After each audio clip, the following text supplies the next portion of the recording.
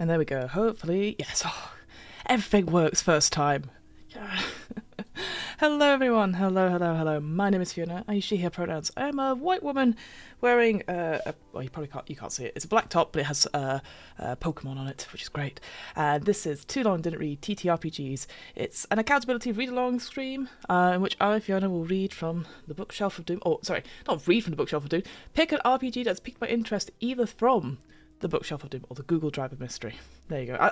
One day I'll have it like off the top of my tongue, snappy, all good stuff. How are you doing, friends? It's good to have you here, whether you're watching now or later on. I very much appreciate it, as always. Let me know if the audio is terrible, as always. How are you folks doing? I know in the UK it is UKGE weekend, and I, of course, instantly have FOMO. Obviously, all the socials show all this wonderful dice makers there and all these amazing TTRPGs. It also shows a lot of people there, and I'm just like, gosh, it's Friday. No, thank you. But yeah, I hope if you're there this weekend, have fun, buy lots of fun things, treat yourself. I give you permission to buy that dice set. No need to thank me. Yes, what have I been up to? Gosh, a busy week. As always, I always start these weeks like, God, busy week, friends. Yeah, obviously, once again, had to move this stream from my usual Wednesday spot because I had like back-to-back a recording for an upcoming project, and then I was running Galactic over on the One Shot Podcast Network Twitch channel, which I really loved. I think it's a great game. I have to say that because I am one of the stretch goals for the Kickstarter for it. Will we make it? Who knows? But, if you like outside belonging games, I'd recommend go checking out Galactic and going rogue, especially if you like Star Wars, if you're itching for a bit more maybe a bit more Andor stuff. Yeah, those are really great games. But that's not what we're here to talk about today. Today, friends, let's just go straight into it. It would be good if I had my notes up, but I do not. Typical. Today, friends, we are looking at The Job, which is published by... Oh, it is a Games Omnivorous book. Curious. I believe that's a publishing company. Written by Andrea... No, oh, I see. I looked at this up before I came on stream, and I've completely forgot it. Novoa, I want to say. And it looks to be a standalone tabletop role-playing game inspired by movies such as Ocean 11, so a heist film, or The Italian Job, and games like Fiasco or Dread. Big fan of Dread, naturally, because it's of that horror game. Stopping by to say hello. Oh, thank you, Zed Hubblum. It's very nice to have you here as well, friend. And Fiasco, we've talked about Fiasco here on Too Long Didn't Read before. Obviously, it's a great game. Definitely go for second edition now, friends. Don't look at the first edition. It's of its time, as they always say. So it says here, so The Job is designed for one-shot sessions. In conventional RPGs, winning or losing is irrelevant. This game, however, has a clear objective, which is to pull off a heist. Either you do it or you don't. The game is played in two phases, the preparation and the action, and in the first phase the players will devise their master plan and prepare their own session, simulating the experience of formulating a heist. Flightless Helen, hello friend, have the energy to be here for the first time in a while, which is nice. It is wonderful to have you here, Kieran, I very much appreciate it. I was wondering if you might have been at UK Games Expo yourself, but obviously good to have you here. Nice to have you back. Sorry, I keep saying nice to have you 3 times in a row. It's good to have you. Oh, and Hogan as well. Hello, friend. Nice to have you here as well.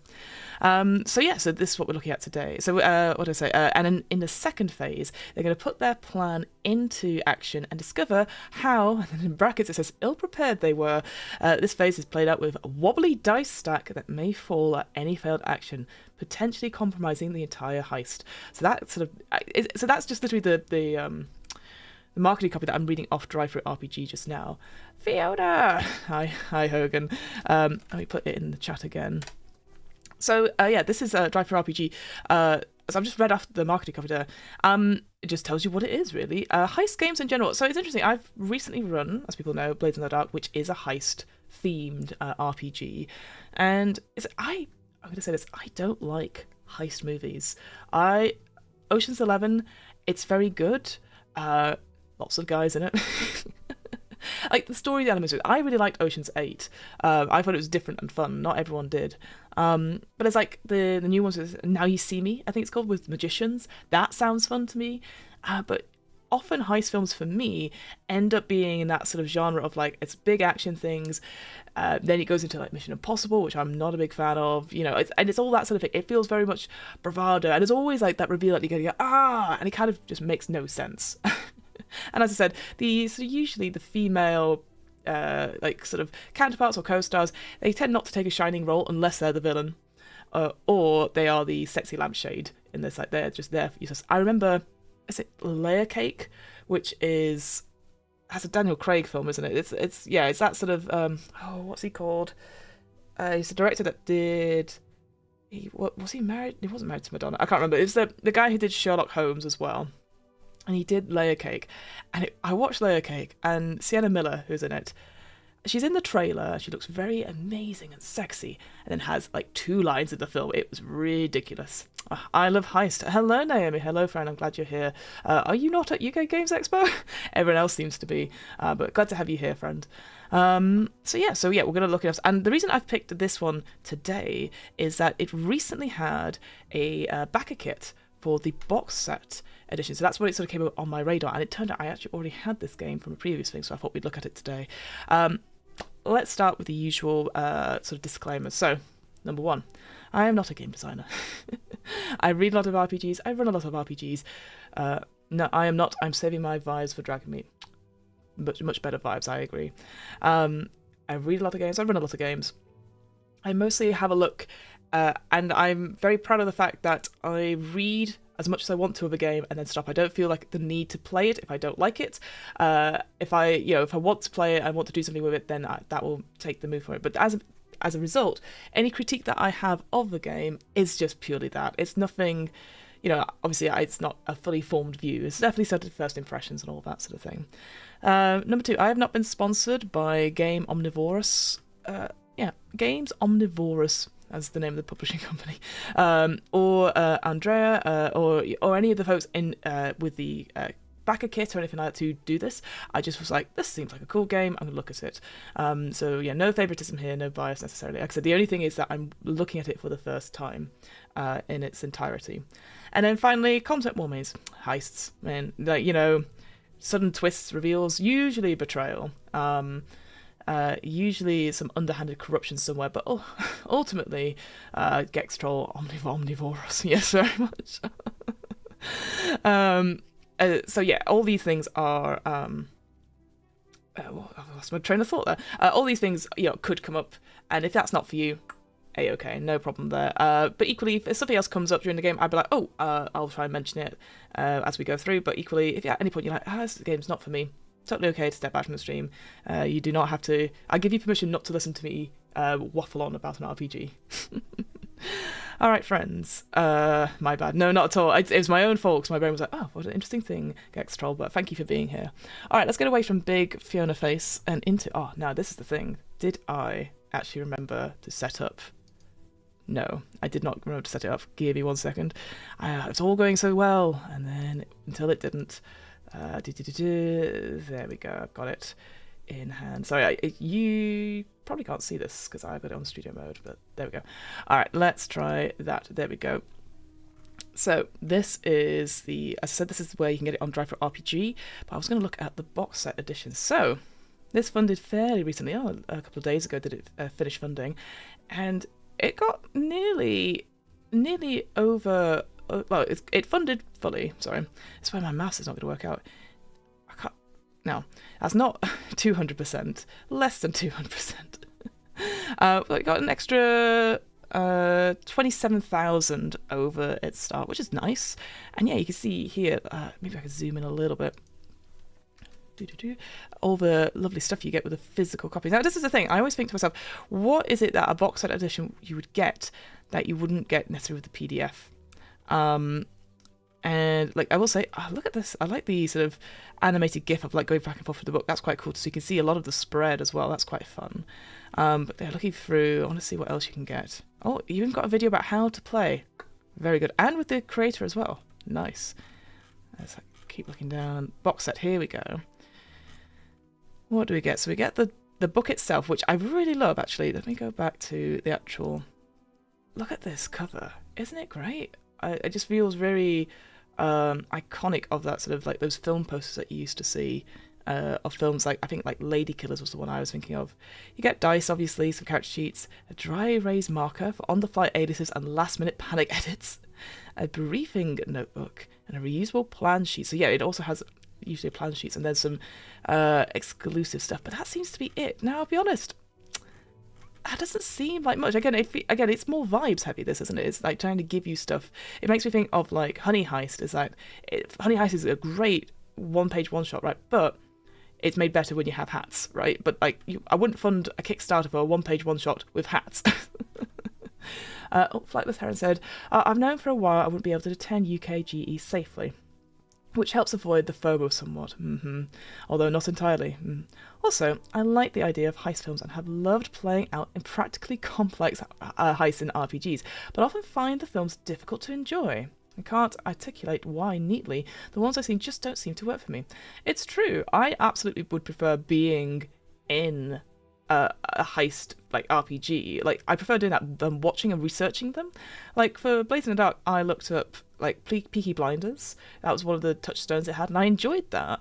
But then I was like, I don't really care so much for like heists and Ocean's 11s and like Now You See Me and all that sort of thing. What else I was gonna say? I feel like I think once you've done it, you're like, I guess that's it. You know, once the story's done, it's like it doesn't hold the magic for me anymore. So why would I watch it again necessarily? But of course, the whole point of the heist, it's not about the heist, is it? That's all the MacGuffin stuff.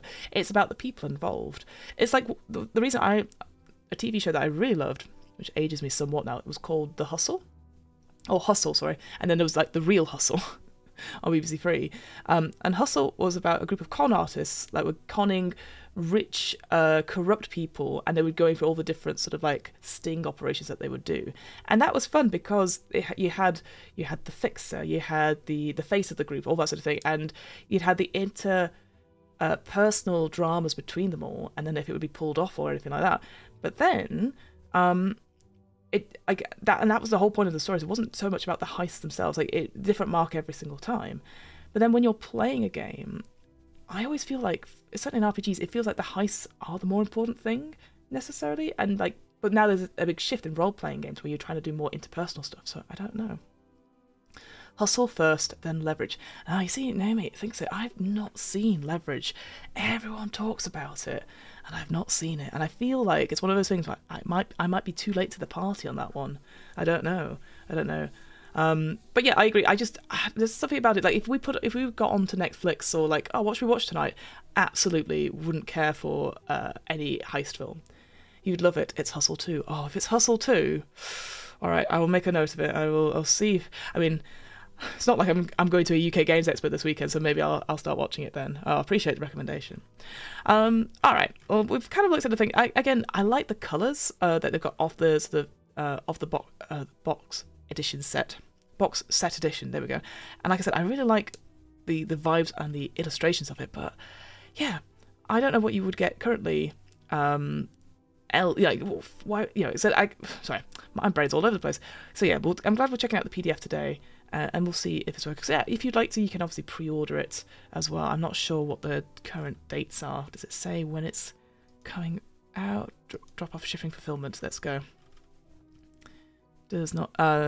Digital items will be delivered by BackKit once it's all locked in order. But physical components, November 2026. Damn, that's so long. That's so far away. And you could just, especially if you're just getting like pads and dice. Yeah, that's the thing. I was like, it better be something very good.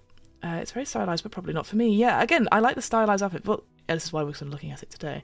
But yeah, I think instantly in its favour from the backer kit is having a how to play there. Obviously, I won't play that because we're going to look at it for ourselves. All right, let's then go into get rid of Chrome. The actual PDF that we've got.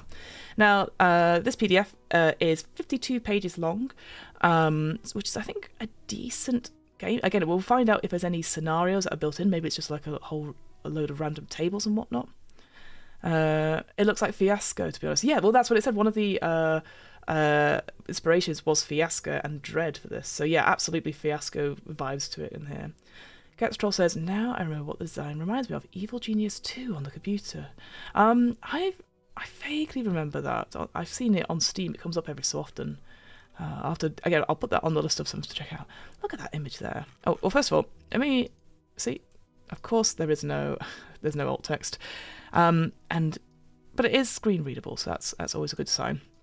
So I'll just describe it visually, just in case. So on the front page, we have like what is like block silhouette pieces, and it looks like to be a individual carrying like a big red diamond, as if they've sort of got bars on them, and on top it looks like to be another diamond, and it says a games omnivorous book, The Job by Andre Novoa. So great, always a big tick for having your name on the front cover. Not every RPG does that, and also like it feels like an actual book that you would read. Like, you know, it feels very.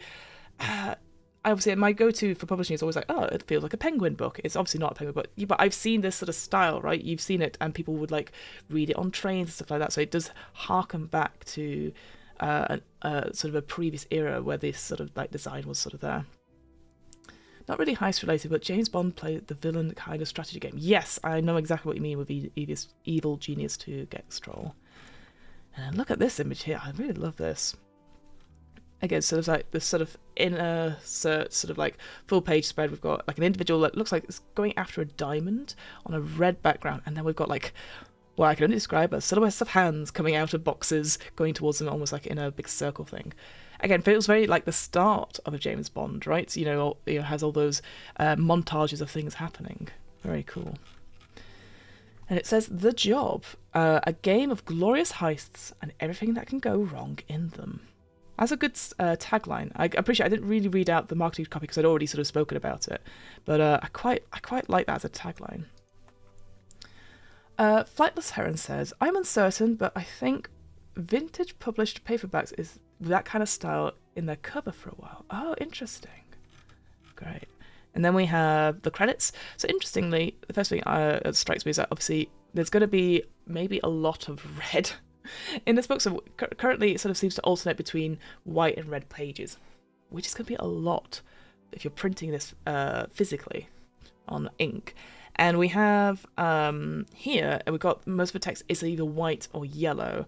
I don't know necessarily how good yellow and on red is necessarily. It does stand out to me quite a bit, but yeah, that's the only thing I was thinking, like, ooh, that's quite bright. But it is, obviously, like I said, it's screen readable, or almost screen readable. I've got the credits off to the left here. Although I will say, it says here, art stolen, in quotation marks, from the public domain. I know what they're saying is like public domain images. That's all you have to say. I hate the word. I guess it's heists, right? That's what they're trying to do. So, oh, it's been stolen for this. I'm like, okay. I don't personally like that, but I see what they've done there. From a visual point of view, the white on red is easy to read, but I find yellow on red really difficult to read. It feels very fuzzy and difficult to focus on. Yeah, I'm actually struggling with it myself just now. Let's look at the acknowledgement. So obviously it's always good to have inspirations of TTRPGs where we could find them and stuff. So at the top here, yep, Fiasco. And actually a reason why. Oh, that's quite good, isn't it? So Fiasco here is acknowledged because of its cinematographic. Oh god, cinematographic story games design. Dread for the tumbling block tower, which is by the dice stack. The dice stacking thing has happened with the Wretched as well. Wretched and Alone games, you can also use dice in them. Then we've got 10 candles for the minimalist character creation. Apocalypse World for the 2d6 narrative system, so it sounds like it's going to be like a Powered by Apocalypse game. Leverage for the heist theme. Oh, well, there you go, Naomi. You could just say filmic. Okay, thank you, Naomi. and Honey Heist for the minimalistic heist theme RPG. And great movies, and I've got a whole list of them here. I'm trying to think. The Inside Man, I remember watching and enjoying that one quite a bit. But again, The Inside Man focused a lot on those relationships with the other people. Inception as well. Now You See Me. There you go. Now You See Me.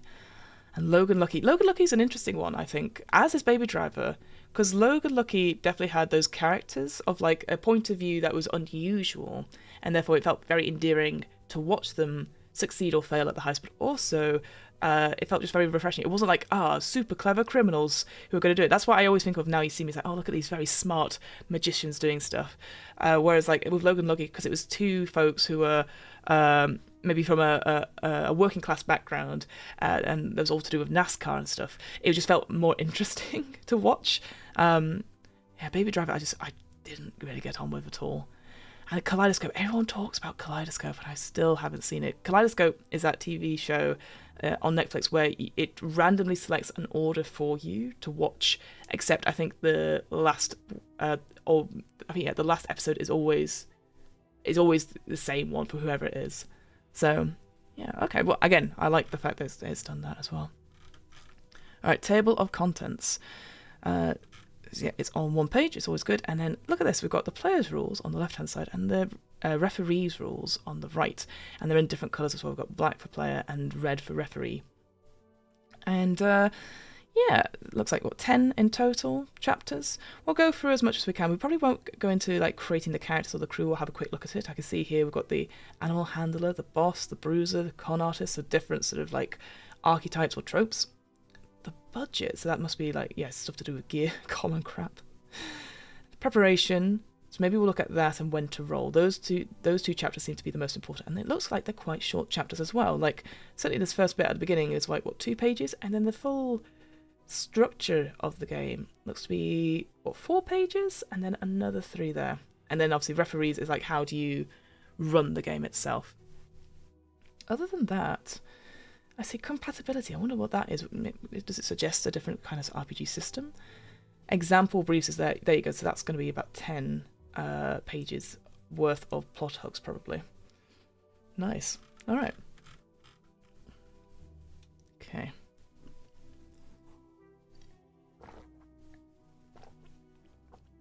So, what is this? The Job is a tabletop role-playing game. You and some friends, ideally between 3 and 5, will form a caper crew trying to pull off a legendary heist. Let me zoom in a little bit. Oh, that is too far. What are you doing? There you go. The rules in this book offer guidelines and tools to help create an interesting fiction. In most role-playing games, winning or losing is irrelevant. This game, however, has a clear objective: to pull off a heist. You can either do it, or you don't. But not doing it can be just as memorable. Oh god, I can't even say that word now. Can be just as memorable. So don't worry if you're caught. It's the story that counts. One of you must take on the role of the referee. The referee allows for a clear set of procedures. They run the heist for the players and present trouble that may arise. The referee exists to make the story memorable, not to make the players' lives miserable.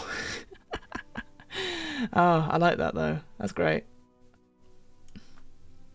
The other players take on the roles of the caper crew. Each of you has a specific role, and teamwork is of the essence. Make sure you prepare the heist well, and do not shy away from audacious and dangerous feats. The bolder, the more memorable. Man, they're really making me work to say memorable instead of rememberable. But okay, cool. I will say I'm not a fan of referee as a GM's name. I'll be honest. I mean, at least the players get, like, you're just part of a caper crew, which I think is fine. I mean, I would like to have a proper good name, like Heist Master or something like that. I don't know. So what are the requirements we have here? And we've got here, like, an interesting image of, like, it's like binoculars, and then we've got, like stylistic sort of eyes on red in each of these sort of, like, not viewfinders, but the glass on each side of the binocular. So we need a planning sheet, pencils and erasers, a crew member sheet or a piece of paper for each player, so, okay, character sheet, 70s funk music, oh, nice.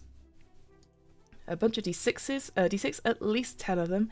They must have edges circa 15mm and rounded corners, so this is probably for stacking, and a spare paper for taking notes and sketching maps. So I guess the big thing here is that presumably this has to be played in person, which kind of makes sense for a heist, like you're all around the table, you're planning stuff. So it probably doesn't work well for online though, if you're doing like a stacking tower dice mechanic as well. How to read this book. Players should read the rules for character creation, budget, preparation, and action. This is all you need to know. And referees should carefully read the entire book, particularly refereeing the heist. This game uses a low prep system, but you'll need to improvise significantly. Be aware of such. Okay, so easy on that front.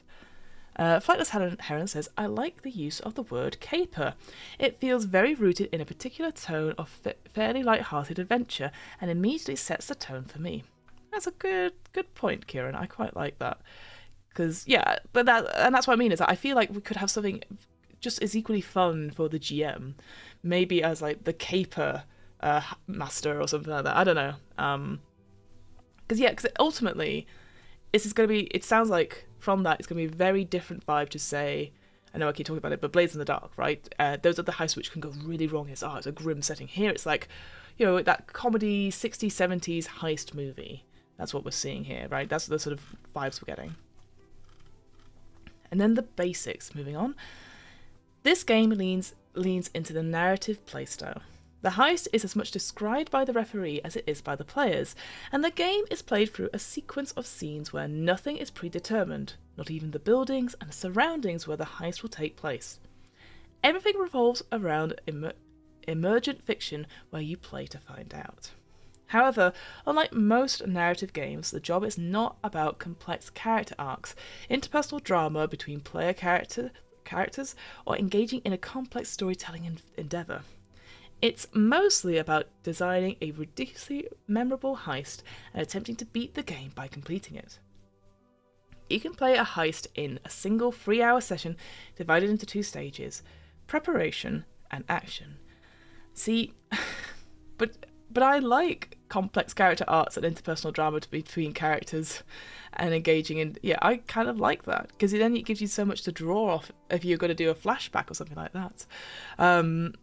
Like it feels more, again, I guess, I wonder if, for me, what I like about it is because then I can really engage with my character doing something and then care about the other person, the other characters as well, right? If I have these interpersonal dramas, like I start to care about them. Whereas here, it's like, it can probably lean towards the silly, like, caper sort of thing. So it'll be interesting to see, actually, if we could check with the character creation. Is there anything in terms of relationships to other people? It's something we talked about, I think, on the Ames Book Club when we talked about Mothership, and it came up on Quinn's Quest as well, that it's all very well to create characters quickly and simply, but maybe what we do like is having like a little connection to the other players around the table. Like Galactic does this, I say it because obviously I ran it on Wednesday. Galactic has this, like, you ask one question left, one question right, and each of the playbooks that you have, they're very specific questions which prompt like not an emotional response, but prompt an interesting, like, oh, that's a really cool thing. So that's the other thing I think here is I wonder if they're going to have something like that where you have a little bit of a relationship rather than like, they are the face of the group. Oh, well, she's the muscle. Do I care about these people? Naomi says, I feel like this would be an interesting bottle episode in another campaign. Yeah, exactly.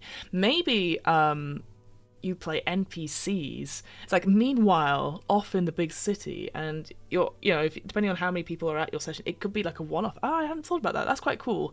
Like a story within a story. That'd be quite fun. So, over here, actually, we've got then 2 boxes that sort of presumably quickly summarise the different phases here. And we've got some more imageries down here in that sort of red and black, so almost like, I don't want to say like block print, that's not what I mean, but like, almost like an ink type print, or newspaper cut up. Excuse me. Ooh. In the preparation phase, players receive a brief detailing the location they are robbing, the object they are trying to steal, their budget, and 6 known complications they must overcome. 6 is quite big. They then plan the heist, imagining and writing down the scenes that will make up the action phase. Oh, that's quite fun. It's almost like devising a little bit. This is what sets the game apart from most. Instead of adventure modules found in traditional RPGs, the players prepare their own session, simulating the experience of formulating a heist. They must plan for a total of 12 scenes, account for all the complications, and inform the referee which scenes they want to play, not the other way round. This should take 1 hour and a half. How interesting. Ooh, I like that a lot. It feels a little bit to me like you awaken in a strange place, right? That your players are giving you, you awaken in a strange place. You get like a location, a genre, and a verb, and that creates the setting. And then you create characters, like just what would be part of that setting. You create tenets of the world, and then 4 things your character has as skills that everyone has. And yeah, so that's what it kind of feels like here, except it goes into like we're actually planning the adventure. So I think that's quite fun, actually. Again, as long as you set that expectation with the players that they're going to do a lot of the heavy lifting, and not come into it going like, okay, what's the brief? You know, that's why I hope. I think that's what I'd say to the players. It's like, I need you to engage with whatever the brief is. Even if you're struggling, we can talk things through. I think that's the only thing. Is like, you have to tell me what your scenes you want to play, and then we will go from there. 6 complications feels quite a lot, but I guess it's 2 to, or was it 3 to 5 players? Did it say? What did it say? 3 to 5. And if you, so you had 2, and 1 is your referee. Could be quite tough. I guess if you do 6 each, that's not too bad. Okay, in the action phase, the referee guides the players as they give life to the crew in the scenes. Players make rolls, and as these fail, tension rises and unforeseen trouble emerges. This phase is played out with a dice stack, and if the dice stack collapses 3 times, then the heist ends.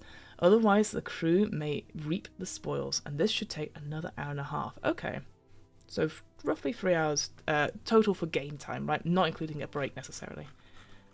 But so, okay, that's really interesting. I feel like... The thing is that I know I have the shakiest hands at the best of times. I wonder if there is an alternative to the dice stack.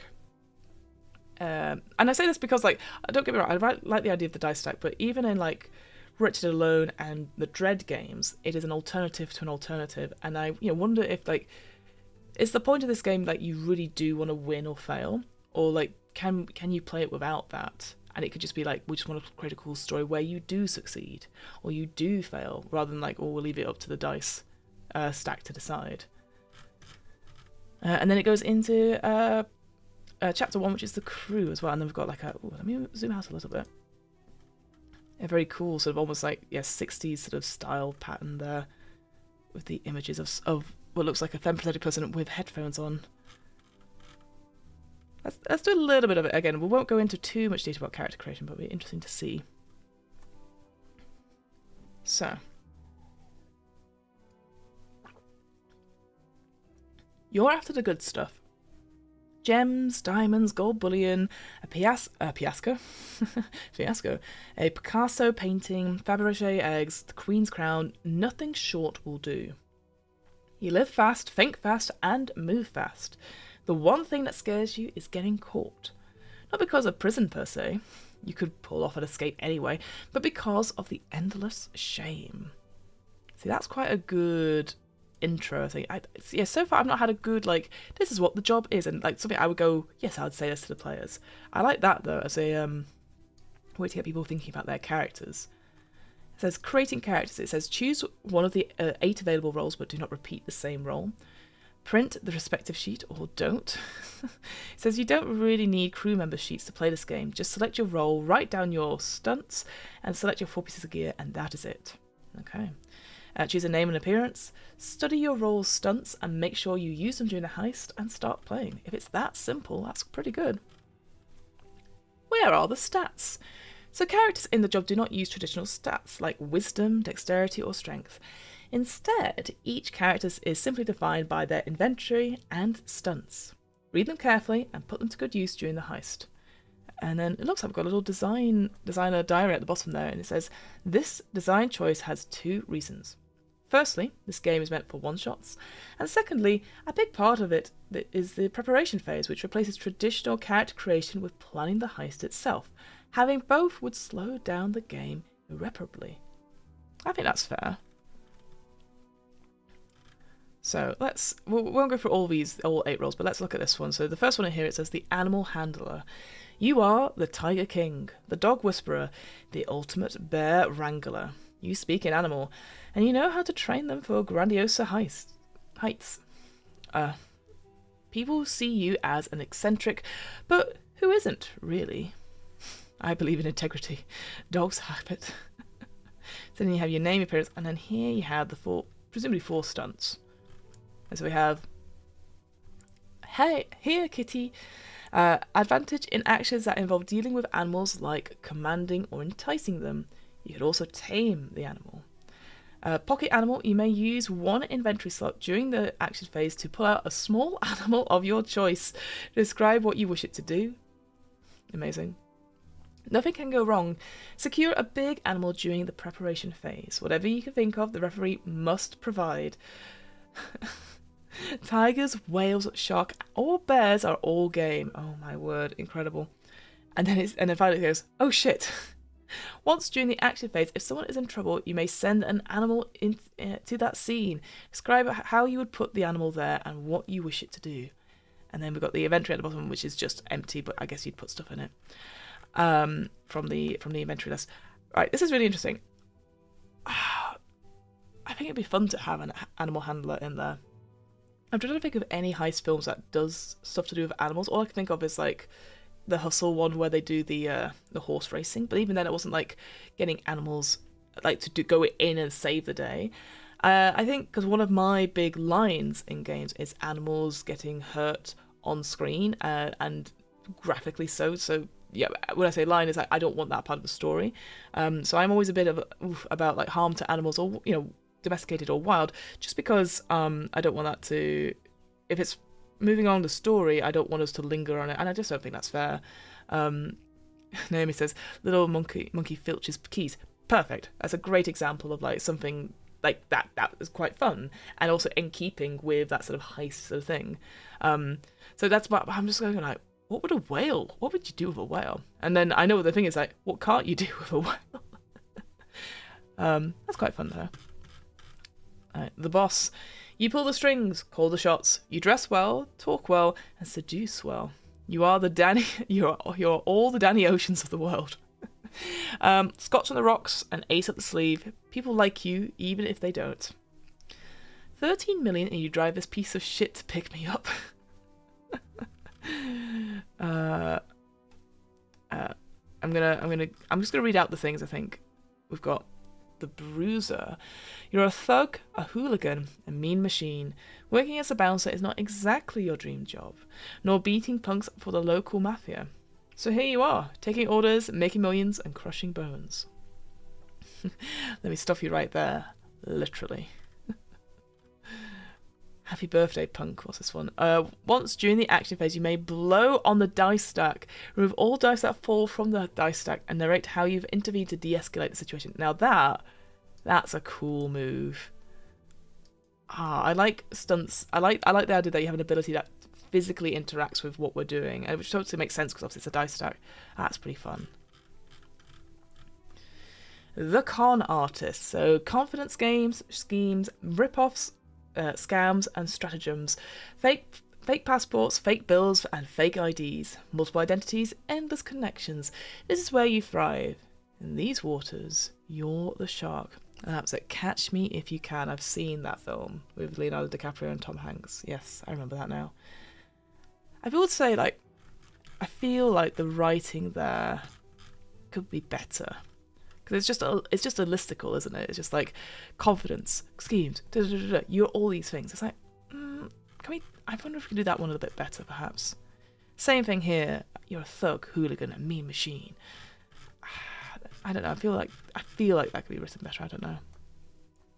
And then we have the genius. You were the brightest in your class. At age 10, you hacked into your school teacher's computer. At age 14, you hacked into the government's database. People seem petty and trivial to you. Limited, one might say. Pull the plug on that laptop and we're all dead. You know what I think would be useful here, perhaps, if we're not au fait with heist films, is maybe having character inspiration. So for me, the genius here is 8-Ball from Ocean's 8. That sort of thing. I think we would need like a, the con artist would be the Adrian Lester character in Hustle, that sort of vibe. I think just a couple of bits of media to be like, oh yeah, like this character. You want to play this guy? You want to play Danny Ocean? Like we had that with the boss, right? You want to play Danny Ocean? It's Danny Ocean, this one.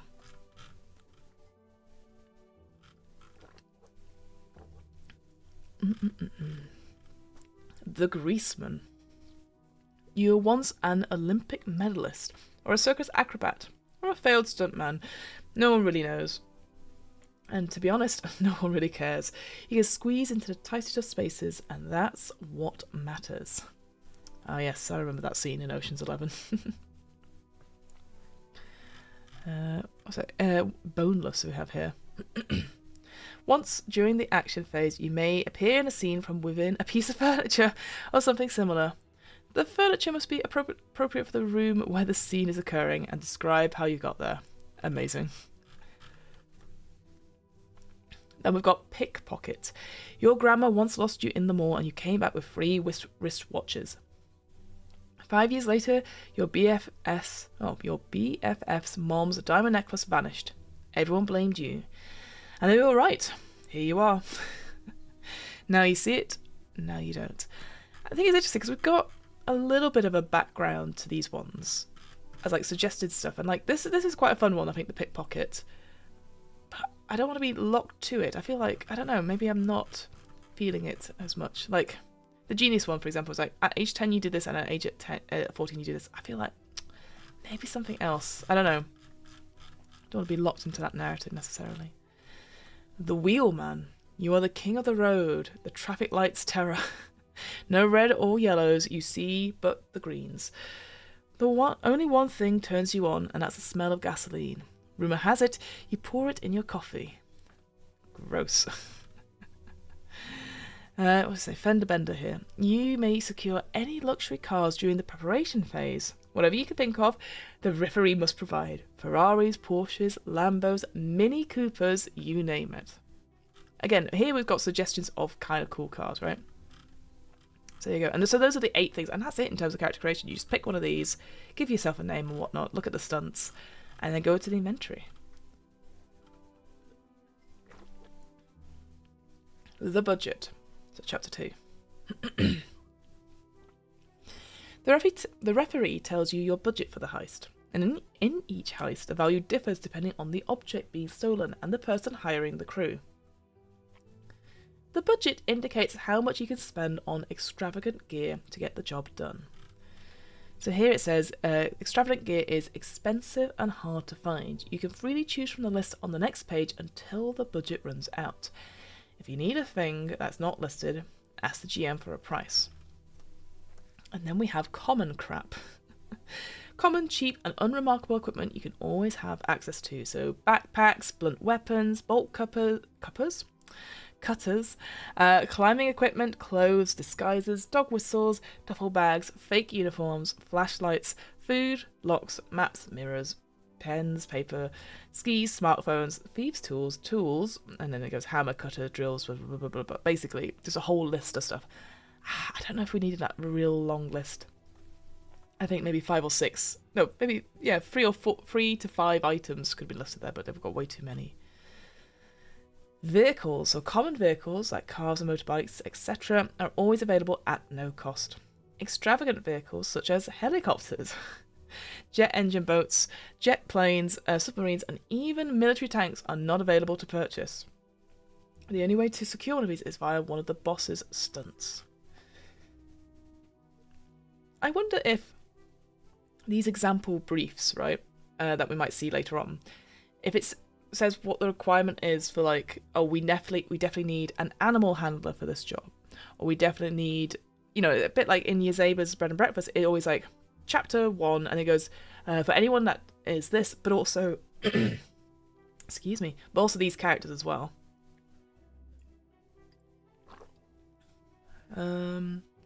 So how does inventory work? So it says here, crew member sheets have 4 spaces for equipment.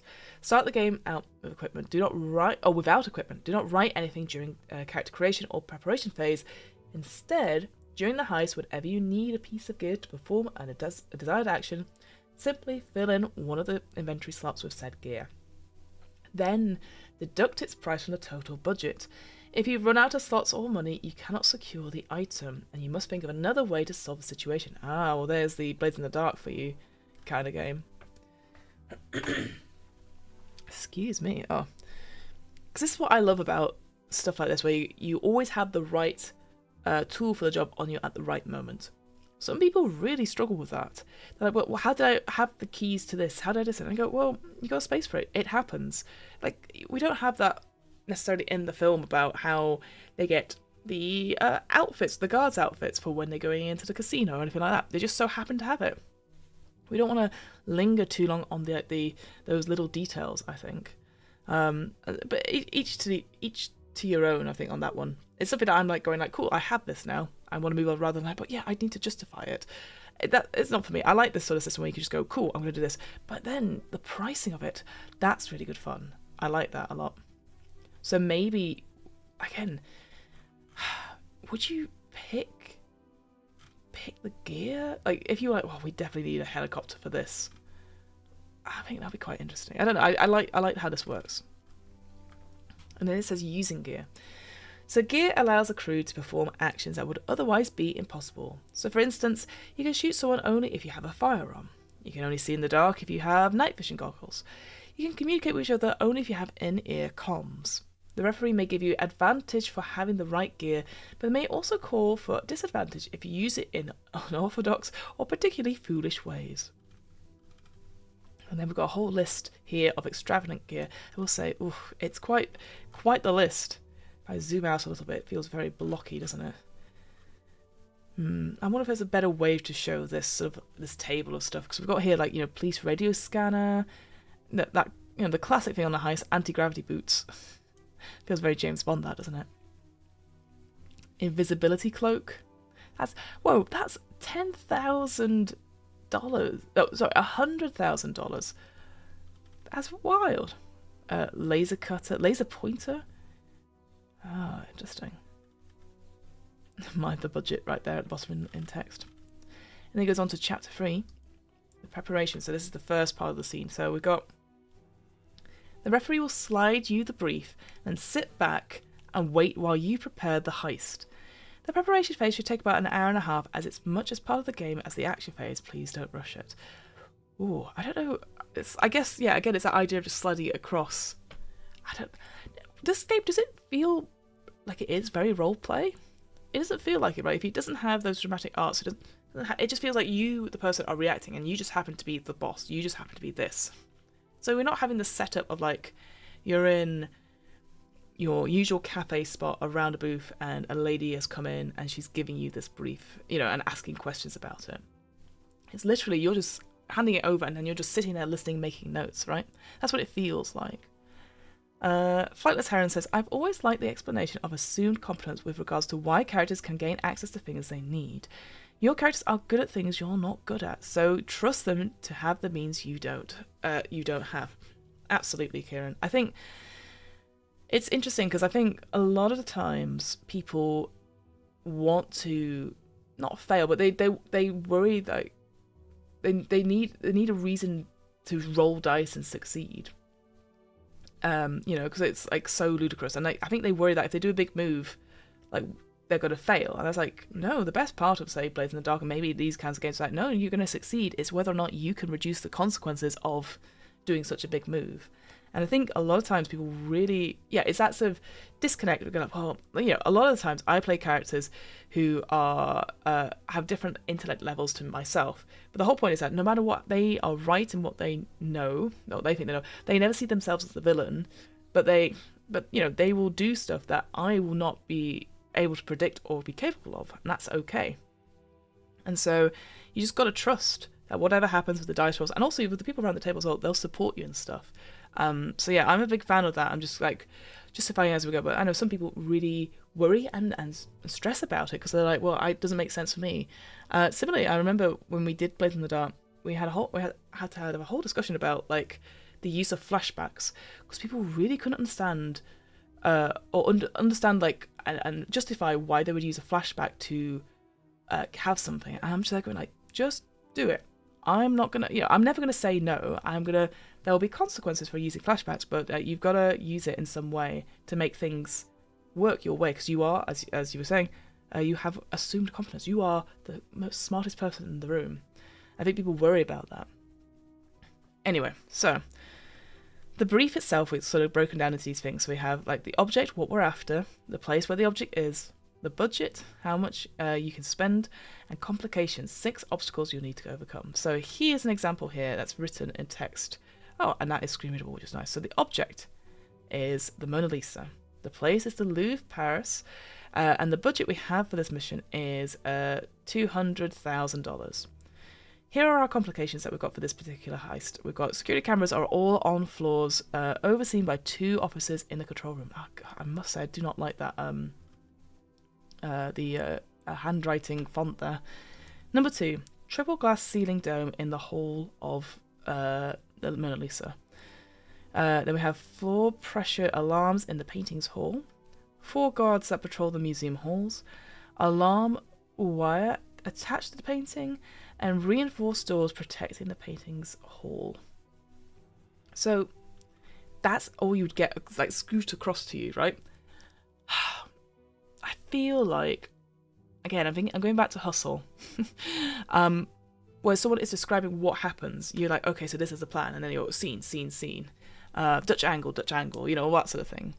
I feel like I would want to be able to incorporate that into whatever facilitate a narrative to these players. Like, again, in Hustle, they're all in their little flat, and they've got the projector going on, and they show bits and pieces, and they're like, and here's the mark, it's this person, and then they walk, and they're like, they know for this, and this, and you're describing it, rather than just sending across like just information. And it says here, complications overview. So these are obstacles, but also hint at how you can devise the heist. This dual nature is of the essence. Right, this dual nature is of the essence. Take a minute to consider it. So for instance, a large crowd of bystanders probably means that the heist must be performed during the day, whereas 4 guards inside the museum could mean a night heist with only those guards to deal with. Complications also hint at exit and entry points, things like a dome ceiling or reinforced doors. The dome ceiling could be an entry point and reinforced doors an exit, or the other way around. The complications exist as a creative limitation that helps you design the plan and think about a plausible structure or story arc. You must include them all in the plan. How exactly you do so and deal with them is completely up to you. Part of the game is deciding how big a complication is. So for instance, the floor pressure high-tech alarms might just be in the area in front of the painting, or they may cover the entire hall. You, the players, decide. You have as much say as anyone else in creating the fiction and the world you're playing in. However, don't be afraid of putting yourself in unnecessary trouble. So that's big red and capitalised there, that text. This game, gosh, as I would say, it's a bit tight on the layout there in terms of the text. This game is not about devising an unsophisticated heist, but precisely the opposite. It's about imagining the boldest, most ridiculous and glorious of plans. The more intricate and creative and complex the heist is, the funnier it will be to play. Don't shy away from it outlandish, the sillier the better. Okay, here's my pitch. Use these heists, but with Honey Heist from Grant Howitt, right? Because if it doesn't matter about your character, like the role, like, because in Honey Heist it's just like you're a type of bear which then has a type of skill and a role. You just replace, like, if you have wheelman, you just replace that sort of thing with the stunts there, but you're just all bears of some sort and you gain an extra thing from bear. Let's go silly on this. I like it. Or you at least use these briefs to inspire ones for that game. Now, the plan. So now conceive the plan, penning it down in the plan sheet. The plan has exactly 12 scenes, no more, no less. The main rule is that you must include all the complications given in the brief. In order to, the order in which they appear is irrelevant. And as a rule of thumb, you should aim to devise 2 scenes per complication, but this is flexible. Now that's quite interesting. I guess it makes sense now why you'd have 6 of them. Take the time to discuss them and pick the right crew member for the right job and be as bold as possible in imagining the scenes. Write them down on the plan sheet and when you're done, pass it to the referee. It feels more like a board game than anything, right? It feels like the referee doesn't get to do much until the second part. If you're only giving out the brief and then you go and make a cup of tea and come back, So, the stages. So, to facilitate the formulation of the plan, follow the structure. It is flexible, however. Use it only if it makes planning easier and discard it if it becomes a hindrance. So, it sort of splits it up into sort of 4 big sort of like categories. We've got infiltration. So, scenes 1 and 2 should be about breaking into the location and choose one complication, to deal with here. So, maybe at the top here, there's some examples going through. Deployment. Scenes 3 to 6 should be about deploying all the pieces in the right places. Choose 2 complications here to deal with. Execution. Scenes 7 to 10 should be about executing the heist, stealing the object itself. Choose 2 complications to deal with here. And then finally, escape. Scenes 11 to 12 should be about escaping the location and choose 1 complication to deal with here. And then it says for the primer here, so they're not examples of primers. So each crew member must appear in at least 2 scenes. Multiple characters can appear in the same scene, while some scenes can be performed by solo crew members. Oh, that's quite fun. Each scene must describe 1 explicit course of action or intention. A single sentence is enough, clearly identifying crewmates and their actions. All complications must be dealt with somehow. Don't forget, you can world build as much as you like. You don't need to ask the referee, is the vault directly linked to the police alarm system, or how many security cars are in the surveillance room. You decide. Do not be afraid to put yourself into pointless trouble. Think cinematographically. Oh god, think filmically. There you go. As if this was a movie script. Use gear eccentrically and extensively. No one's stopping you from somersaulting into the bank from a helicopter via the hole in the ceiling. A crew member can appear in this place only if there is a logical reason for them to do so, usually from actions performed in the previous scenes. The scenes must be written down in a plausible timeline with no flashbacks. Oh, okay, no flashbacks. Interesting. One scene's actions must fit logically into the next, and so forth. And the last scene is the apotheosis. Oh, and the grand escape. Okay. Interesting. So these rules. You know what would be nice to see an example. Presumably maybe we don't get an example of like the one from before. Yeah, see, I don't necessarily like. I don't know. I like the structure idea, but then it feels like you get set because it feels like okay. This is what I don't like about heists, and certainly when we do D&D, where we're doing like planning, it takes forever to get people to commit to a plan in D&D especially, and then you roll within the first combat or whatever and it goes completely off the rails. Does that mean then your plan here you have to stick to it still and you follow over the complications? I assume so, and that could be quite fun, but then yeah, it feels like as long as you honour the planning stages of it, which I think you would do with this. But yeah, that's the only thing I was like, god, imagine if you F up in like that first 1 or 2 scenes, and then these scenes get changed or abandoned at last time. It says don't rush it, so that makes sense. Okay. So then it says optional setup scenes. So it says at the start of the action phase, each crew member is allowed to narrate 1 pre-heist scene. Ooh. This scene can include other willing crew members. Tropes. Setup scenes will usually include any of the following: so practice, so rehearsing on dummy vaults, replace replicas of the building and the like. Oh god, I can't even say this. Reconnaissance. There you go. Reconnaissance, studying the staff routines, guard movements, etc. Hack the building, infiltrating the building to hardwire security cameras, steal security cards, prepare explosives, etc. Disguise, being hired as a staff member to gain access to the building. Not enough dough, stealing a piece of equipment to perform the heist. Don't be greedy unless you're good. These are cool. Again, that sort of like montagey-esque type things. Again, Hustle does this quite a lot, and presumably Leverage does this too. So why these scenes though?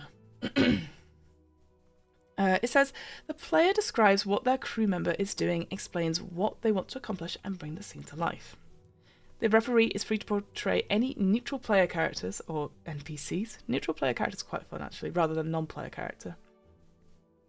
And but should play along and not call for roles. These setup scenes exist to create a logical explanation for how certain crew members will infiltrate areas of the building, to plant certain objects inside the location, and or confer advantages in critical moments of the heist. Remind the referee. Okay, so these are just like flavoursome, like lead up to it. Okay. Again, how much roleplay would you be doing in this? Or is it just like, I'm just saying this thing happens? Are we, yeah, you know what would be nice to have is that if we had like a play example of someone going through this game, is it you are all discussing like the movie of this heist with the 3 or 4 of you describing you in the third or fourth person, or are you doing roleplay bits? Feels like you're not, especially if there's no relationship questions. Yeah, it feels like not at all. So it's very, I think it is very roleplay light as a result. So, setup scenes heat. So depending on how hard or realistic each setup is, the referee will decide if these bring heat to the crew or not. The referee evaluates each scene one by one. The initial dice stack will start with a number of dice equal to the number of setup scenes with heat. Oh, interesting. Okay. So for instance, getting hired as part of the museum staff could bring 1 heat, as could trying to manipulate an important NPC. Whereas preparing a document at home would probably be free of heat.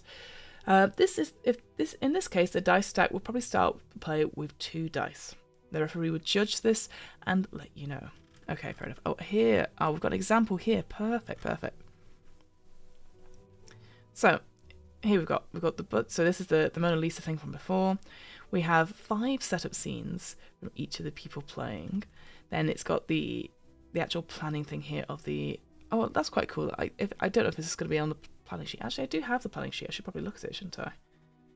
Probably be wise. All right, let's open it. Oh, interesting. You guys can see that? Yeah. Let me zoom out a little bit so you can see it. I know, you can't see the bottom bit of this. Maybe, can I move it up? Yes, I can. It says there at the bottom, was the job successful? Yes, no, kinda? I like keeping this as a sort of memento. It's quite fun. But nice, yeah. So it splits. I like how it is splitting out each of the 12 scenes into like infiltration, development, execution, and escape, and then those setup scenes you can have up to 6, which again kind of makes sense. If it's between 3 to 5 players, would the GM get to do that as well? Hang on, let me go back and check.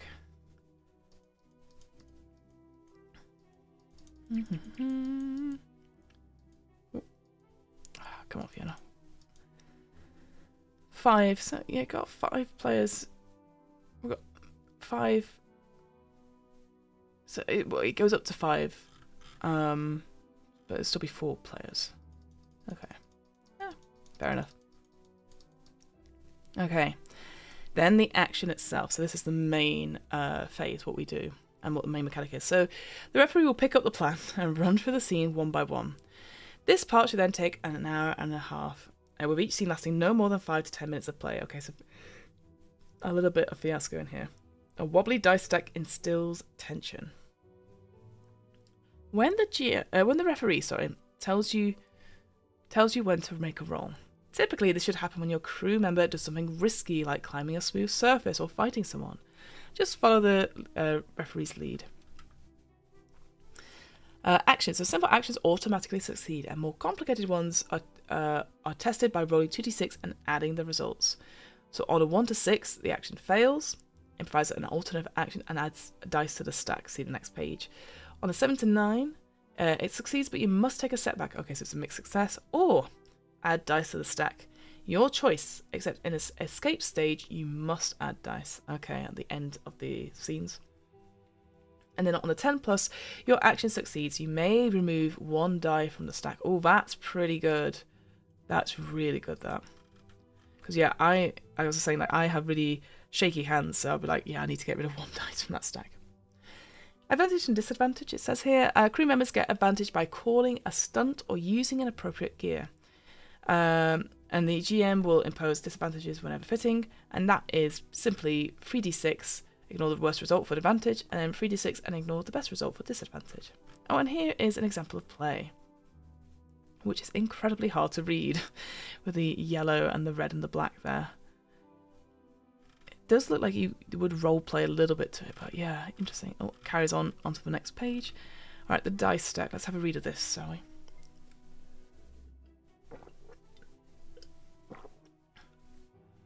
Excuse me. So during the game, you will be asked to form dice stacks.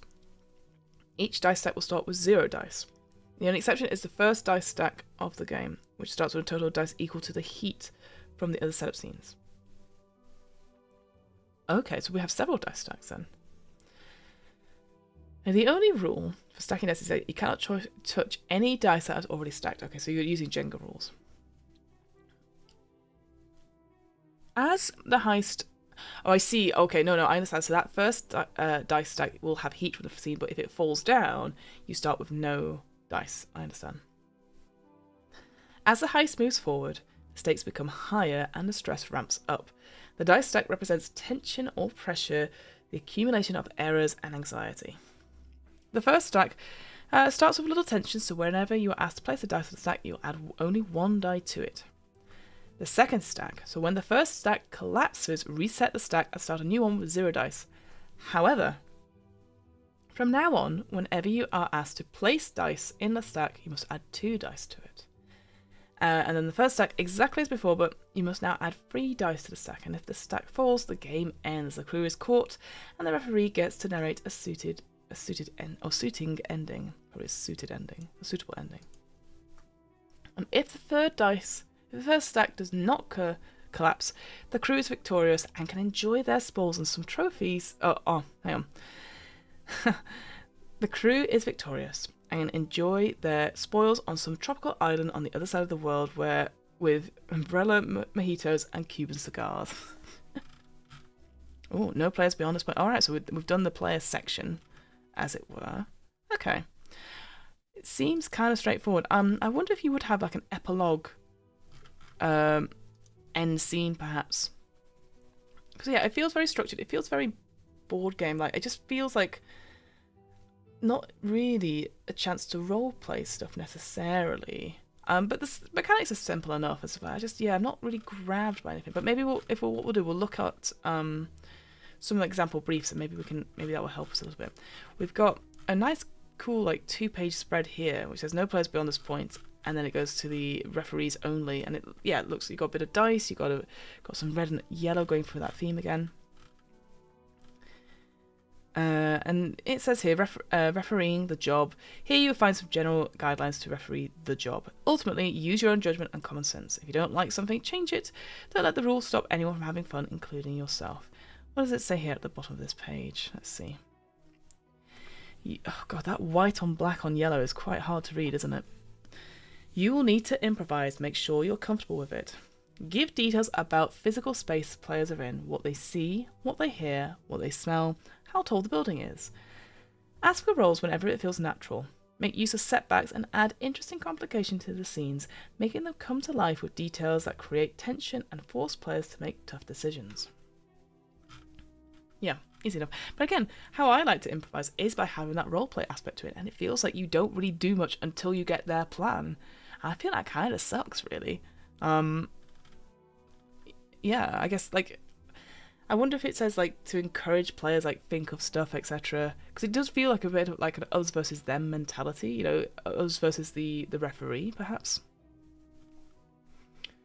But again, maybe it's the improv style of it. It feels like, I spoke about it before, we did community radio, which is very much like a very diceless improv structure game, and it's very cool, and I like it a lot. And yeah, if these scenes are also going to be timed as well, you got to push it's going to start in media res as well. So yeah, that makes sense. It does also feel a little bit like my first RPG, but like if you didn't want to roleplay at all. That's what I feel on here. And they've got examples for setbacks and stuff like that. I'm just going to out an FAQ here about how to run combat and whatnot. Again, I'm just going to move forward because I want to see what these briefs are. Hang on, I'm just double checking because I don't want to... Oh, interesting. Hang on. Let's look at this escape bit. Hang on, well, let me go back and just double check there's nothing else I've kind of... Because I think we've covered quite a lot of it. So it says here, so with the escape, if the stack does not fall a third time, the crew is successful. They've pulled it off. The heist is done, and now they can enjoy their spoils. Each player gets to narrate one last scene for their crew member. Okay, so there is an epilogue of some sort. Oh, hello, Nathan.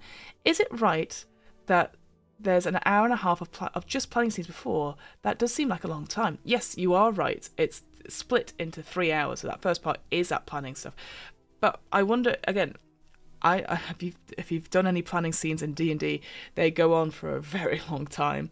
And you've got to plan, you might have not been here for this, you have to plan 12 scenes that have to involve 6 complications that your brief has given to you. You also then have to describe, or maybe describe, some optional setup scenes which could add heat to that first one there. So I think it's a little bit back and forth. It would not surprise me if you had 3 or 4 players who like discussing stuff. That hour and a half would be eaten away, especially if the character creation is very much like that. But it does feel like a long time, and maybe maybe people might not. This is why I feel it really weird that the referee doesn't do anything for it. You just let the players do it, because I think there could be a lot of like circling around the and they're not committing to stuff. I think realistically, the planning, 30 minutes, maybe even less than that.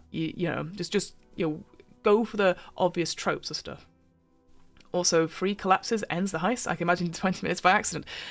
You joke, but I agree as well. That's why I was wondering if there was another alternate way of doing it, perhaps, because my hands, maybe you roll dice, and for every ones you get on like a pool of d6s, that sort of thing. That's what I was trying to think of, like, just in case. Anyway, it says here, if the third stack collapses, the heist is over. The game either stops right then, or you may use the rules below to narrate a chaotic escape. The crew member who made the stack collapse is caught, that's it, game over. But then the other characters have exactly 1 minute to write down on a piece of paper what their crew member will do. Whatever they will do, it must involve at least another crew member, and you can't talk to each other during the phase. When the time is up, the players reveal their writings. They now have exactly 3 minutes to work out a logical story based on what they've written. Select one player to be the group's spokesperson. When the time is up, the spokesperson explains the heist to the referee, who compares it to the notes. If the referee finds inconsistencies, they may send the crew members to jail. If the escape and the notes are consistent, all crew members escape. They are free to plan the next heist. Now that is fun. I like that. I like the idea of like not conferring and then going like, I'm doing this with this person. Like, okay, how does this work? That feels very chaotic, very cool though. I mean, it's a shame. I will say it feels a bit of a shame if one. Well, I guess all crew members will escape, but if one person's caught, that's game over. I feel like, especially if you've only got 3 players and one of you is the heist, the referee, and one person's caught and the other person's like, well, I guess I'll write this. I think maybe I wouldn't do that. I'd get rid of this bit, that top bit. All the players have to do something together, because this feels like quite fun. Nathan says, at least the hour and a half would then create issues that can almost certainly happen. It's the worst in D&D where players plan for 20 minutes for something that never happens. Oh, Nathan, bless you for thinking it's going to be 20 minutes. It's always, I've had 45 minutes ones, and then we've absolutely beefed it. And then it talks about creating briefs itself. So, again, more suggestions and stuff. I wonder if there's going to be like a... Oh, look, we've got... that's quite cool. This list of possible complications here. That's quite fun. Zoom out a little bit. And it's done not as a list, but as like little icons as well, which I quite like. And it then gives a little bit of advice of like the object, the place, and the budget, perhaps. And it says here... Search the internet for brochures of real-life places and print them out. Give them to the players with the brief so that they can pinpoint scenes. This instills a sense of real location and serves to better imagine and give life to the scenes. That is really cool. I'm just thinking about, like, if you go to like a museum in town, you bring back an art gallery, bring back one of their leaflets. That's really cool. I like that. Again, this game is clearly made for you guys being around the table. So having physical ephemera like that, or physical leaflets like that, absolutely. Yeah, great shout there. Low-hanging fruit. So this is an example brief here. Oh. So it has, so long hanging fruit, we have lots of cash as the object, Madison Square Gardens, $500,000. And then we've got some complications there. And then we've got another one. Oh, fish gone. Fish and golden chips. Oh, that's great. That's London, right? Sorry, let's see. What does it say? Example? Oh, it's up here. Imperial State Crown, Tower of London, and $500,000 there. That's quite good. Again, I like these. Maybe will it show me as posters? If I do 2-page views? No. Darn it. Doesn't work. Back to single page. Oh, zoomed in too close. But I like how they are like those old-fashioned film posters, right? You'd see them in the cinema. I'd love that. That's great. Oh, hang on. Let's see if I can... Look. It says here, the boss, the con artist, the bruiser, the genius with the animal handler. So maybe that's its suggestions for the types of characters you'd want to have in this story. Does it say the same ones here? The boss, the pickpocket, the bruiser, the con artist. Amazing. See, that's really cool. I think I just make it a little bit obvious that those... I assume that's what it's for. Nathan says 20 minutes for what if there were 2 guards, 20 minutes for what if there were 3 guards, etc., etc., until they get there and it's just one big dragon. Absolutely. And you get the horns. Oh, is that like some sort of play? Oh, Triceratops skull, Natural History Museum in London. Oh, that's quite fun. $50,000. And yeah, I've got some stuff up here as well.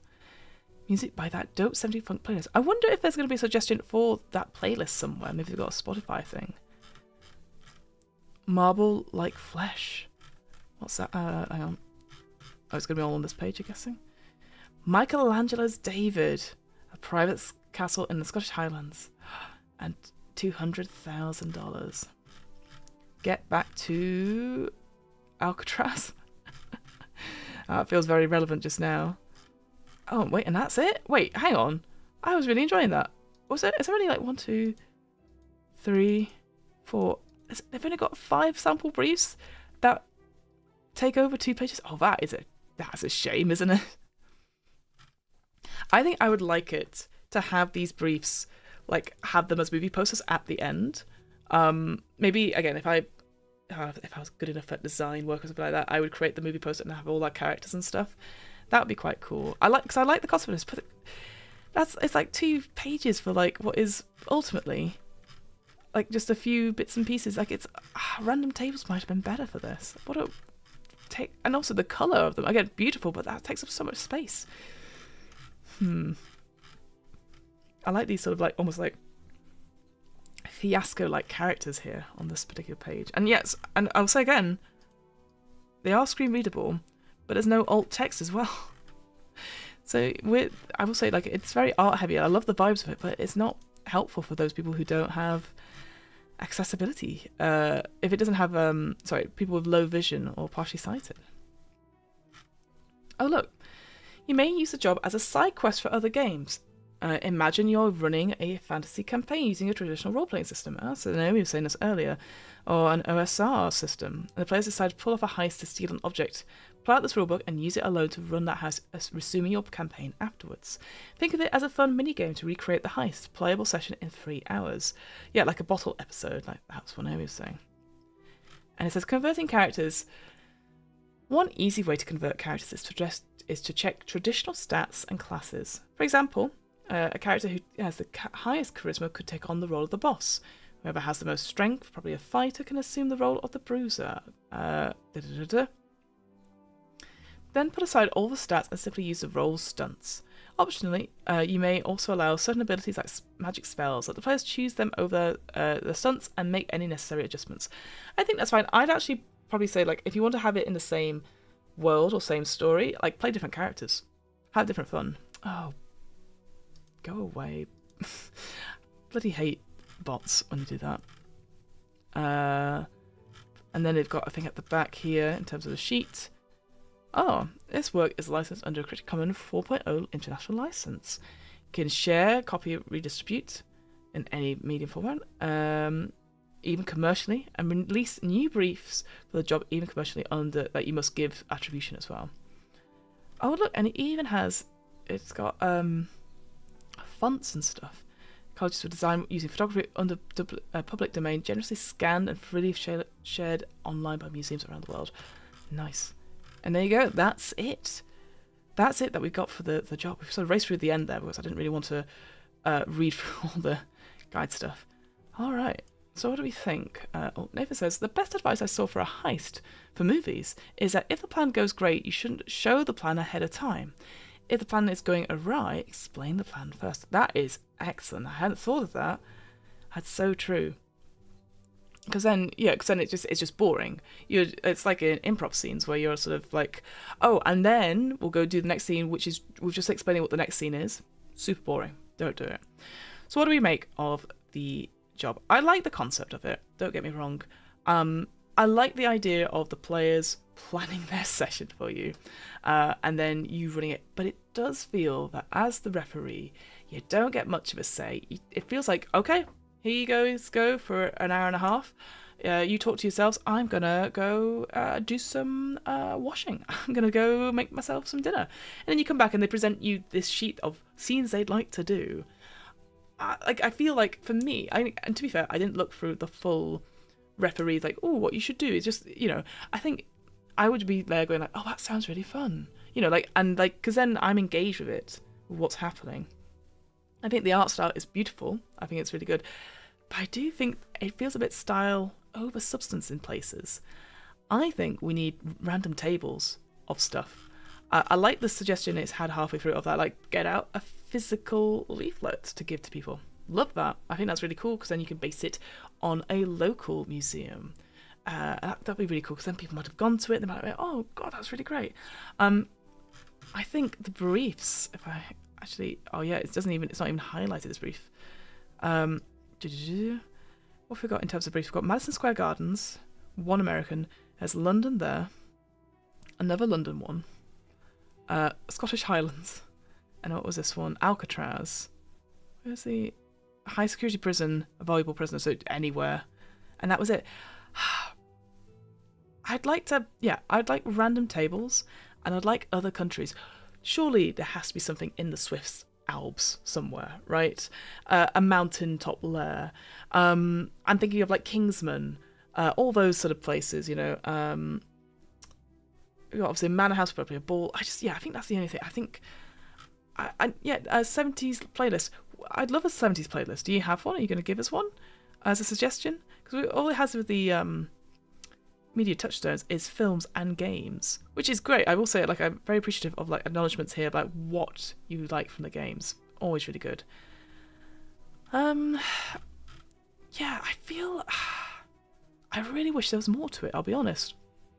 I feel like there needs to be random tables to suggest plot hooks. If you're not having plot hooks for people, I like the fact, you could convert your characters to doing it. It is definitely a one-shot session. That's cool. It has to be in person, so therefore it feels like one of those games, like like one of those escape room type games, or like the Sherlock Holmes stuff. Like it's better to do it together in person, and then it's a cool party thing. So maybe you'd encourage people to dress up if you're getting physical props and stuff like that. I don't know.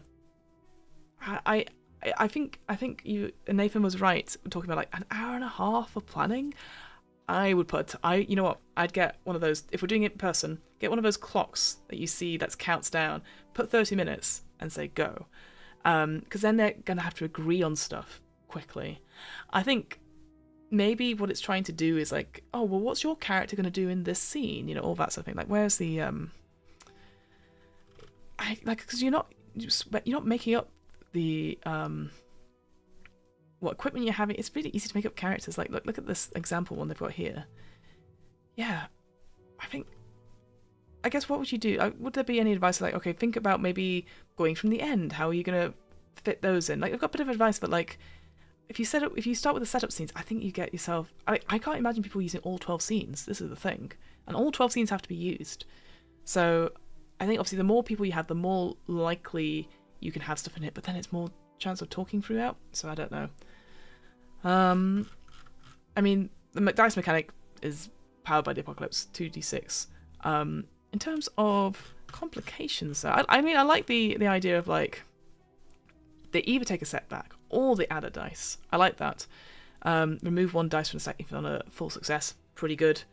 And also, like, depending on what phase you're in terms of like stacking dice, you could be like, oh, it's the second time, all right, you're adding 2 dice to the thing here. So I think that's good. Maybe a player reference sheet showing exactly this on top of the planning sheet. I think the planning sheet's pretty good. But yeah, you don't need those character sheets at all, do you? Let me see. Setbacks. Yeah, do they not have any examples of a setback? Yeah, it kind of doesn't, does it? And then you got disadvantage and advantage, which is a simple... Yeah. I don't know. Again, straightforward system. I think easy to get up and running in person. I think lots of people will have fun time. It will go very fun. I think we need... That's why when I was talking about before about Honey Heist, what's great about Honey Heist, as well as you being bears with hats, you roll up what the scenes are then and there. Like, you know, you roll up the complications, you roll up the twist, the reveal, and then that's where the story comes from, and then everyone knows what that is. So I think that's the thing. I think I would I like the example of briefs, but I need more random tables to make my own briefs. I think that's the main thing here. So yeah, would I play this game? I think I'd definitely try it, but I wouldn't. I feel like the physical version of it. This is what I was saying at the beginning. I mean, what are the what are the stretch goals? Do we have like so they get I see. So you get physical stuff for like so do you get you don't get a map per se, but you get like little bits and pieces. Okay. Oh, you get some money stacks as well. Oh, that's very Monopoly of you. Oh, man, I do like The Fish and the Golden Chips. I do think that's a great title for a film. Lots of low-hanging fruit. Flashlight Marble. Are we getting... that's been unlocked, so I'll get back to Alcatraz. Oh, but is that it? Do we not get any other scenarios? That's a bit of a shame. I think it'd be cool to have some stretch goals of like, here's some other things. So yeah, I think this is a bit of a disappointment. I'm going to be honest. I feel really bad, but I like the example of this. Oh, have they got... Okay, there's read and review it. Okay. They might have liked it then. So yeah, I like the concept of it. I just feel like, again, you could do this without all this extra guff. But it has to be in person because of the dice rolls. So yeah, I don't know. I feel like, yeah, I think I would love to have more like random stuff on it, but I think we could have a lot of fun as a round the table sort of thing.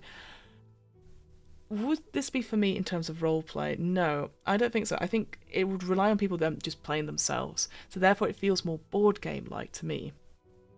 And I feel like we need, with your character questions, you need those questions. You need those relationship questions. Like in Kids on Bikes, you have like a whole list of D20 questions of positive relationships, negative relationships, and for people you don't know. And those are really good and they fit into any scenario. So maybe what I would do, say you're playing bears, say you're doing Honey Heist, but then you're using one of these jobs. I then would use one of the relationship ones because there's a lot of work on the players to do stuff, and I think they need to... What's the buy-in for them other than like, we're going to steal this thing, we're going to be really good? There must be some other buy-in, like some other motive, I think. So, yeah. Nathan says, so you have the heist going and then jump ahead to some NPC being asked about the heist by an investigator that can introduce a complication. Oh, that's fun. I like that as well. Again, very cinematic, very movie, isn't it? Maybe that's what it is.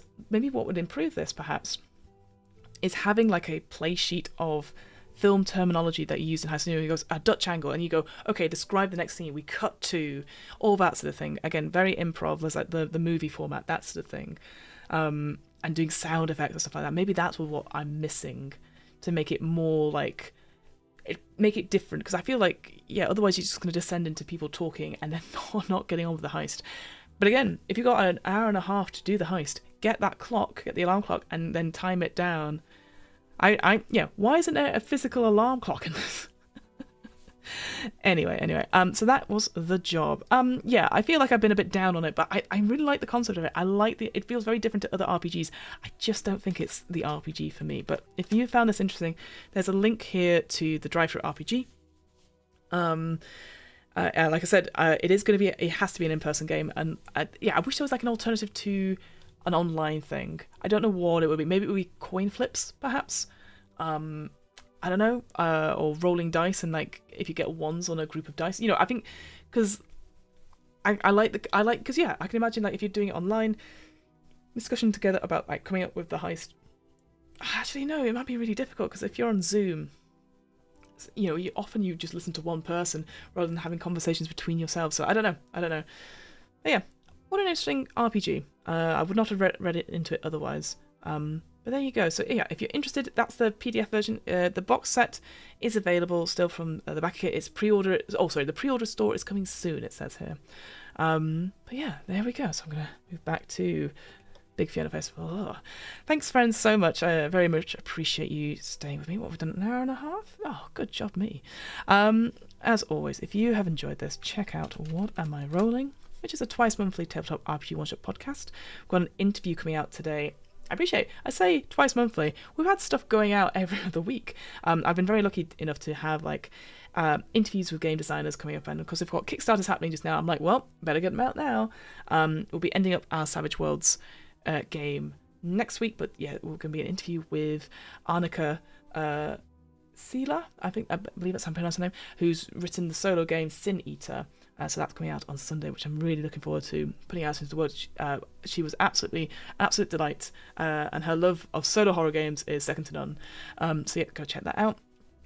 Equally, if you're like, Fiona, please, this sounds boring. Like, I just want to talk about dragons and them doing heists. So I go, well, check out the DM's Book Club, and also check out Key to the Golden Vault, which is the book itself is an anthology, but the DM's Book Club is a weekly book club podcast talking about Dungeons & Dragons and how we could improve it and include it in any RPG campaign. We read the books, so you don't have to. We've finished Thay. We've got out of Thay now, hooray. So we've got a few other bits and pieces on the way as well. If you have time, come to the Discord, the What Am I Rolling and DM's Book Club Discord. We chat about stuff and we share lots of RPG stuff, which is just super fun, and we'd love to have you there. What else is there to be? Yeah, the final thing, I'll forget otherwise. If you've enjoyed this or my ramblings, consider sending me a coffee or a small donation on Ko-Fi. It just goes back into running the channel. It just makes me buy more games. You fuel my addiction of reading RPGs, and I very much appreciate it. But if not, sharing or even listening to podcasts, any of that sort of stuff is useful and helpful to me. So thank you so much. Next week, next Wednesday, we're back at our normal day. Hopefully, all the fingers and all the toes crossed. Let's see, where's my thing? Next week we're doing Relis. Relis is what we're doing next week. I saw an article on Rascal talking about it. So Relis is a place, a cursed orbital space of 1,000 mystical moons filled with mystery, magic, and impossible technology. It is a game, one of diceless storytelling where characters deploy powerful sentences which are rewritten over the course of their saga. Ooh, very interesting, yeah. I have absolutely no idea anything about it, but I got a rave review in the Rascal News, so I was like, well, I want in on that. And then we've got a few other bits and pieces coming out, but also got Galactic happening out next Wednesday as well, part 2. All right, friends, I will love you and leave you this Friday afternoon. Yes, so that will be next Wednesday, 11 a.m. Central Time, 5 p.m. BST. And yeah, as always, go and check out all the stuff in there. I'll always mention quickly, don't forget RP Geeks. Oh no, Charmony will have a field day if I don't mention Charmony Geeks. So yeah, come check out RP Geeks, a nerdy TTRPG show with epic stories and fascinating facts. We have started our Urchins Kids on Bikes campaign, which was funny. I watched it through yesterday for some clips, and bless us, we did so well. But yeah, we're not doing it next week. We should be doing Blood on the Clock Tower as long as people come back from UK Games Expo not sick. And we'll see how that happens. There'll definitely be something where it might be a very short game stream or something like that. So come check us out then. But yeah, we'll be back week after next with Urchins, the Kids on Bikes game. All right, I've rambled enough. Thank you, folks, so much. Enjoy your weekends. Enjoy whether you're at UK Games Expo or you're just having a lovely, fun week, and hopefully the weather is good where you are. Much love, and I'll find the end of the stream button, and I'll see you later. Bye!